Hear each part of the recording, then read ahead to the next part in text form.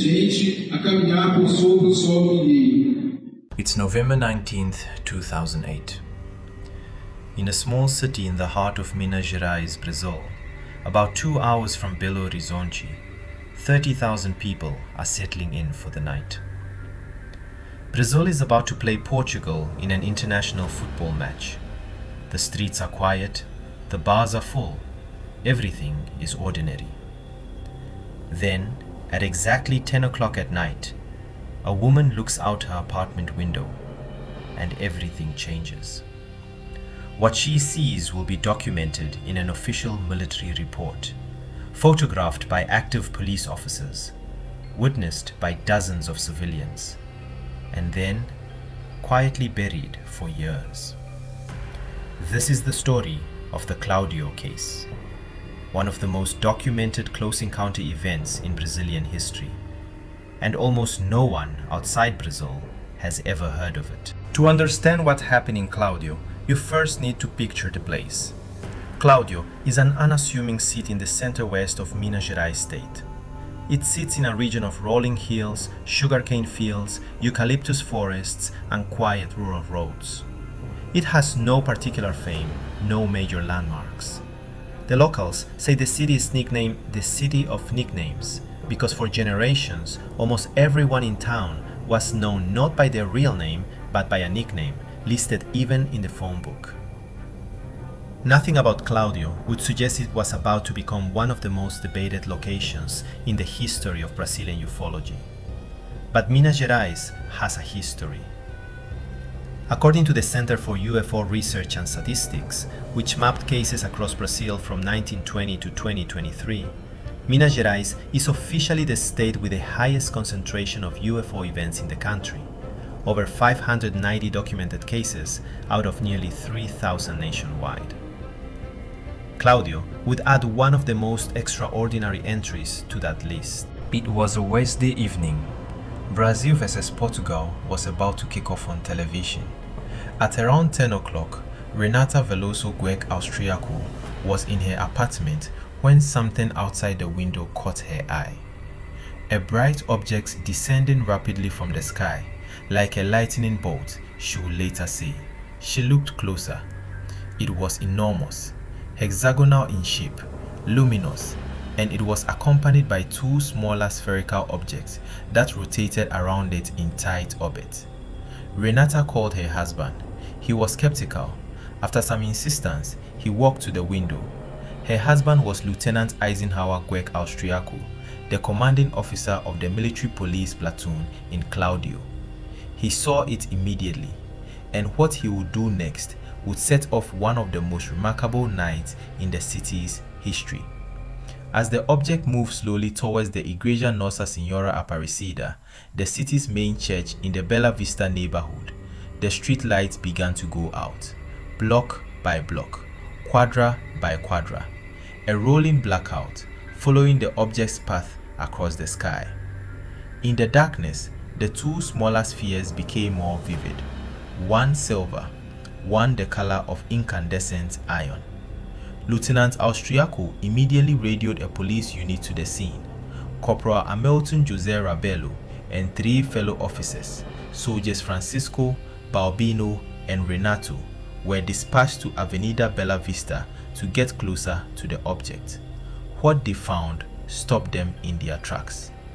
The object was enormous, moving slowly, silent, visible to anyone on the street, flying at low altitude directly over the city center. Corporal Rabelo had a camera, a Sony Cybershot. He raised it and took photographs. He managed to capture 3 images before the object moved away. 3 photographs of a large luminous craft over the city of Cláudio, taken by an active police officer while on duty. The reaction among the officers, according to later testimony, was described as a mix of fear and wonder. They were, in that moment, watching something that none of them had words for. Lieutenant Austriaco coordinated the entire operation from his apartment window, using it as a command post while his officers moved through the streets below. At one point, he called a neighbor on the 6th floor of his building, a woman named Emma de Fatima Rodriguez Santos, to come to the window and observe the object. She did, and her testimony was later formally collected and added to the official case file. The wave of sightings that first night involved at least 6 direct witnesses, military and civilian, all describing the same craft with remarkable consistency. While the main object moved through the urban area of Cláudio, something else was happening in the surrounding countryside. In the rural settlement of Formiguinha, on the outskirts of the city, a woman opened the front door of her home that same night. And standing in her yard were small beings. She described them as diminutive figures, and beyond them, visible behind a row of eucalyptus trees about 800 meters away, a glowing object hovering motionless in the air. She said its shape resembled a military beret, perfectly round, completely still, the color of hot iron. Then the object moved.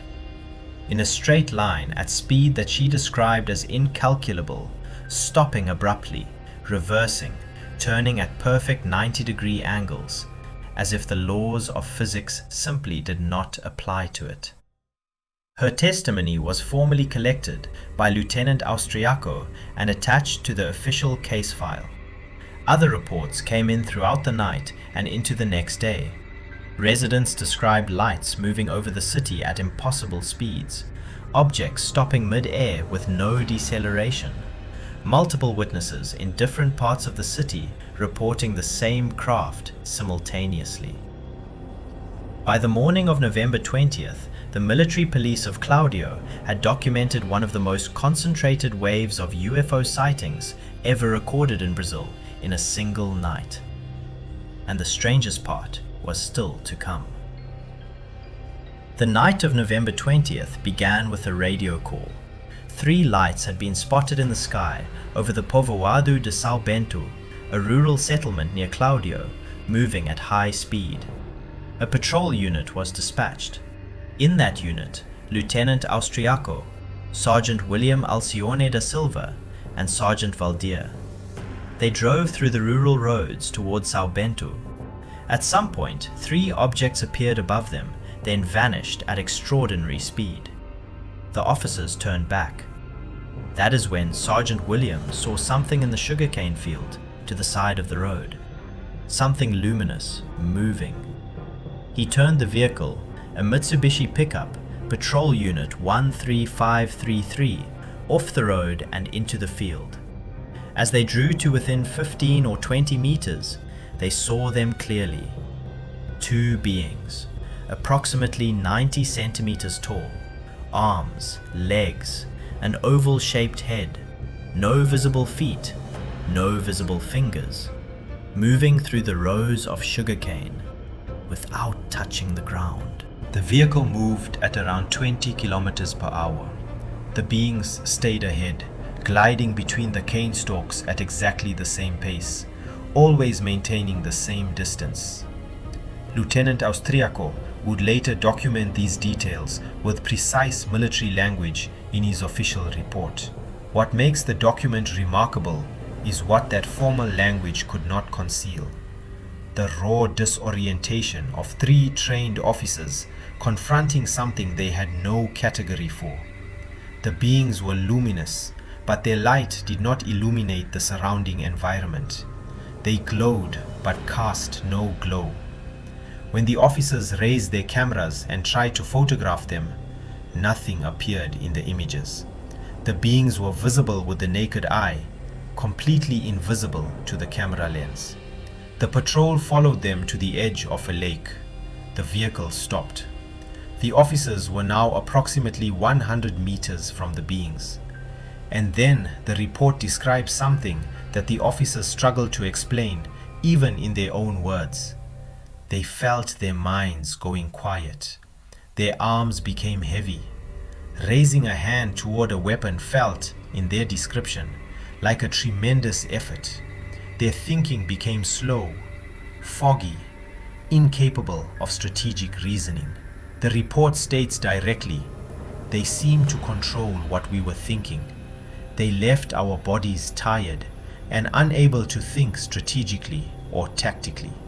The beings appear to be performing some kind of task, placing something into the ground or removing something from it, with the methodical deliberateness of scientists conducting field work." Then they were gone. When the three officers returned to their vehicle and checked the time, something was wrong. They had estimated the encounter lasted approximately 40 minutes. 2 to 3 hours had passed. They drove back to the location the following morning to document the site. The lake, the body of water that had stopped their pursuit the night before, did not exist. Where they remembered a lake was a normal pasture, flat ground, no water, no impression of where water had been. The lake had vanished along with the beings.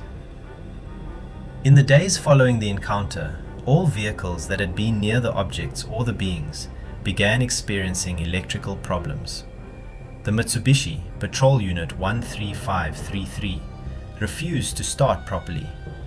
Other patrol vehicles showed similar malfunctions, and the officers themselves felt different. The report describes them as psychologically and physically altered, more tired than usual, heavier. Some reported feeling as though they had briefly levitated during the encounter. All of them, in the commander's words, appeared visibly shaken, angustiados, distressed. The day after the encounter, while Corporal Rabello was off duty at home, there was a knock at his door. Military personnel from the Air Force base at Lagoa Santa near Belo Horizonte had come to speak with him. They asked him to describe what he had seen. They asked him to sketch the object. And then they asked for the memory card from his camera. He handed it over. They returned it, wiped clean. Every photograph, including personal photos that had nothing to do with the sighting, erased. The Air Force officers told him what he had witnessed was artificial gas combustion, a natural phenomenon. Corporal Rabello's response, recorded in later testimony, was direct. "I told them that a natural phenomenon does not perform maneuvers like that object performed, but that was the end of it." His saving grace was that he had already downloaded the photos to his home computer before handing over the card. 3 images survived, and in December 2008, shortly after Rabello retired from active service, freeing him from the prohibition on speaking to the press, those photographs were published, along with his full account. The story reached the national UFO research community almost immediately.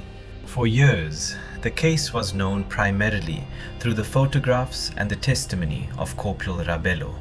Then, in November 2015, UFO researcher Edison Boaventura Jr. filed a formal request under Brazil's Freedom of Information Act, Law of Access to Information, directed to the military police delegation in Cláudio. On December 10, 2015, the request was fulfilled. What arrived was a 4-page preliminary report dated December 8, 2008, written by Lieutenant Eisenhower Gerk Austriaco and addressed to the commander of the 23rd Military Police Battalion. The subject line of the document read, "Phenomenon observed in the skies of the city of Cláudio and pursuit of 2 strange beings seen in the sugarcane field of the city." The report confirmed everything: the hexagonal craft, the smaller spheres, the blackout, the rural sightings, the beings in the sugarcane, the missing time, the effects on the officers, the electrical failures in the vehicles. Researchers noted that the language of the report, formal and technical as military documents always are, could not fully suppress the disbelief embedded in the words. It was, one researcher wrote, a document that had tried to be professional and failed to hide what it had actually witnessed. For nearly 2 decades, Lieutenant Austriaco remained largely silent on the case. As an active officer in the military police of Minas Gerais, he was bound by institutional protocol.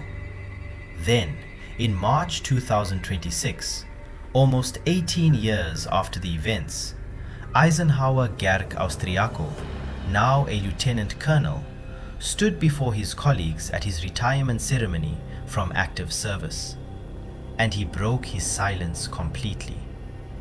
His words, recorded and later shared widely by UFO researchers, were unambiguous. For almost 20 years, the silence was maintained, but it is a fact. Fortunately or unfortunately, we are not the only intelligent species to walk upon the surface of this earth, because in that year, we came face to face with unknown visitors of non-human origin, both in the urban and rural areas of the city of Cláudio. The retired lieutenant colonel then acknowledged the dozens of other officers who had witnessed the events and expressed what sounded like years of suppressed conviction finally given voice. The statement was received with stunned silence, and then, in UFO research circles, with something approaching historic significance. The commanding officer of the Cláudio operation had confirmed in public, on the record, at the end of his military career, that it was real. The Cláudio case did not end in 2008. In 2018, a young man named Luis Eduardo de Abreu Silva reported seeing a hairless figure with a thin neck moving through a cornfield, gliding, he said, rather than walking, toward a light source visible inside the crop. In 2024, a night watchman locally known as Seu Sabia reported encountering luminous beings in the same general area where the 2008 sightings occurred. That same year, researchers documenting the region found circular marks in the soil, impressions on the ground that, in their assessment, were consistent with the landing of a structured object. UFO researcher Edison Boaventura Jr., who has led the most systematic investigation of the Cláudio case, has stated publicly that new reports continue to emerge, and that some researchers believe active military monitoring of the region may still be ongoing. Minas Gerais, already the most UFO active state in Brazil by documented case count, appears to have in Cláudio something of a persistent focal point, something that keeps returning.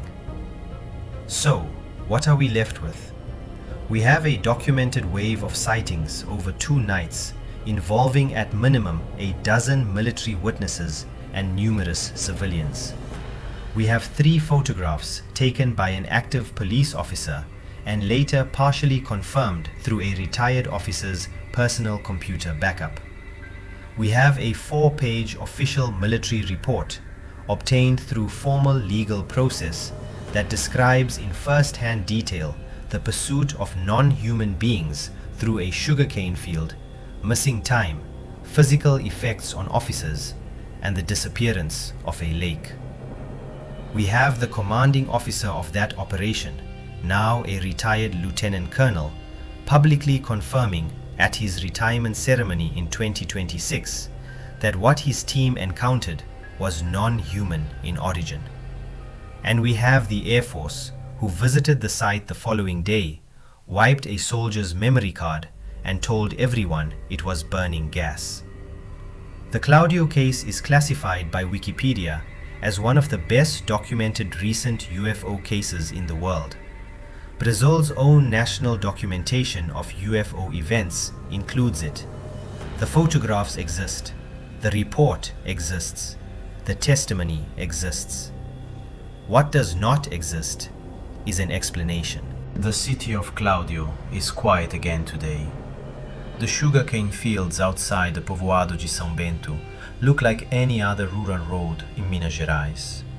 There is no marker, no memorial, no official acknowledgement that anything unusual ever happened there.